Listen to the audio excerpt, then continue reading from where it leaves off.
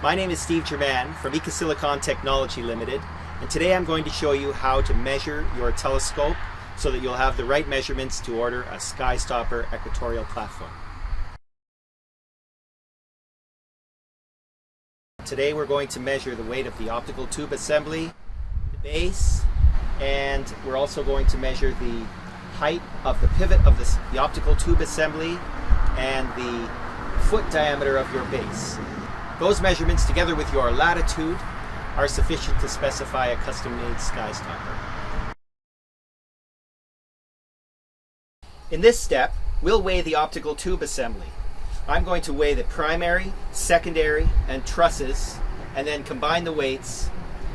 I've previously weighed myself, so I know when the scale reads something, I can subtract my own weight. Here's the weight of the optical tube assembly.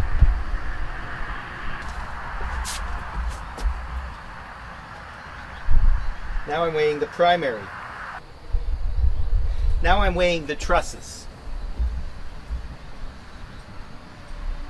It says 184 pounds. Subtracting my own weight of 179 pounds allows me to calculate the actual weights of the three aspects of my optical tube assembly. In this step, I'm going to weigh the base of my telescope by picking it up and looking at the scale. 222.5. Subtracting my weight of 179.5 gives a weight of 44 pounds for the base. So now I can do the math. The secondary, 191.5, minus my weight, 179.5, gives 12 pounds. The primary, 240.5, minus my weight, 179.5, gives 61 pounds. The trusses, 184 minus 179.5, weigh 4.5 pounds. The counterweights I normally use are already included in the weight of the primary, but I'm going to add 2 pounds for the weight of my telrad and heaviest eyepiece.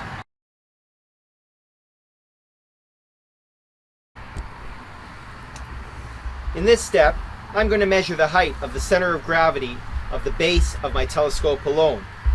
I've put a couple of 2x4s on the ground and a broom handle. I'm going to see where my telescope base rests on the broom handle so that it is level and vertical. And then I'm going to mark that position and measure it from the bottom of the feet.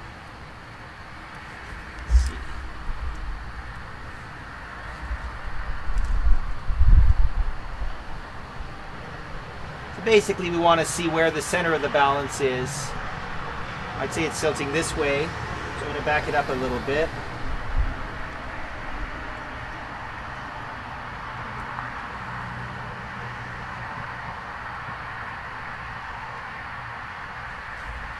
Needs to move back.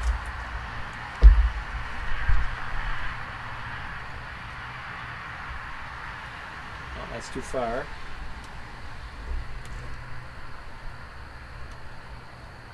That's too far that way. If we can get the answer within 1 centimeter, that's good enough. So here, it wants to tilt forward, and 1 centimeter further down,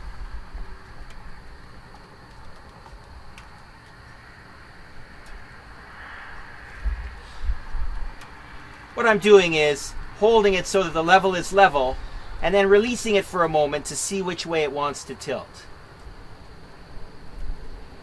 The current position of the broom handle is slightly high, and I'm going to mark that position with some masking tape so that I'll be able to measure it at the end.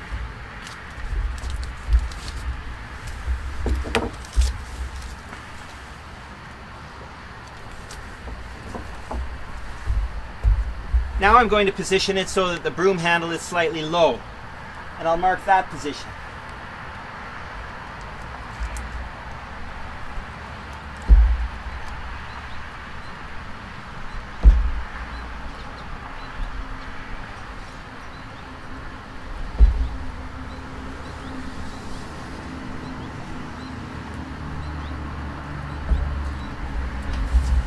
the position where it is slightly low is within 1 centimeter of the position where it was slightly high. That is accurate enough. Now, having established two positions, one where the broom handle is too high and the other one where the broom handle is too low, and those two positions being within about 1 centimeter or ½ an inch, we're going to split the difference and measure the distance from the center of those two marks to the bottom of the base, and then add 18 millimeters for the height of the feet. I read 5 1/8 inches for the distance from the midpoint of our two marks to the bottom of the base, and I'm going to add 3/4 of an inch to that for a total of 5 7/8 inches. That is the height of the center of gravity of the base alone.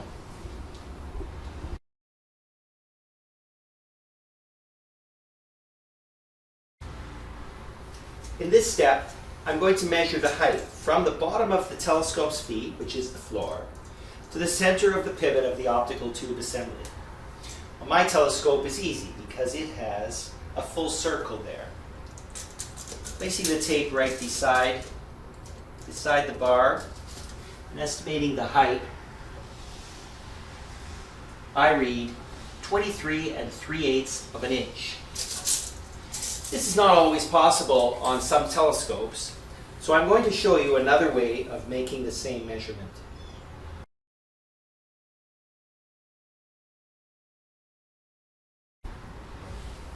In this step, I'm going to measure the height of the pivot of the optical tube assembly when it is part of an assembled telescope. To do this, I'm going to lay a broom handle in the area where the optical tube assembly rests and measure from the ground up to the bottom edge of the broom handle as one component of the final measurement.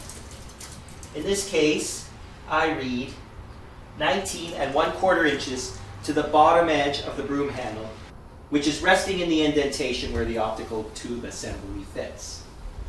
Next, I'm going to add the radius of this indentation, and those two numbers together will be the height of the optical tube assembly from the floor.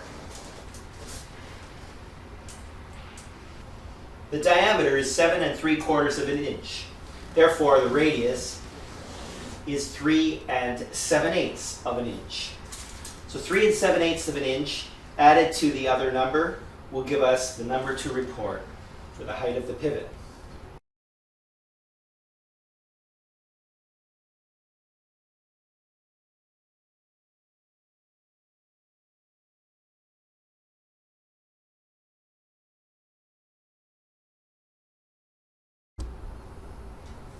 In this step, I'm going to measure the positions of the feet on the base of my telescope.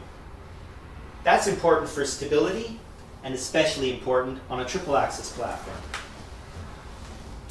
What's important to measure is from the center of the pivot to the center of the foot. And so I'm going to measure that now with measuring tape by positioning it in the middle of the foot, reading down to the right position here, and I read 9 1/16 of an inch. We'll just do a sanity check and measure this and verify that it too is 9 1/16 of an inch. And this one here, by centering it, 9 1/16 of an inch. So we'll report that as the last measurement. In order to double check that the feet of my telescope are actually in an equilateral triangle, I'm going to measure the foot-to-foot distance as well. In this case, approximately 15 9/16 of an inch. Here, 15 9/16 of an inch. And here, 15 9/16 of an inch. Reporting either the outer dimension of the triangle or the distance from the center to the center of the foot is equivalent, and appropriate conversions can be made. Your custom-made SkyStopper will be perfect fit for your telescope now that you've measured the weight of the optical tube assembly, the weight of the base, the foot spacing on the base, the height of the center of gravity of the base alone, and the height of the pivot of the optical tube assembly. Just tell us your latitude, we can make a SkyStopper for you. Check all the details at www.skystopper.ca.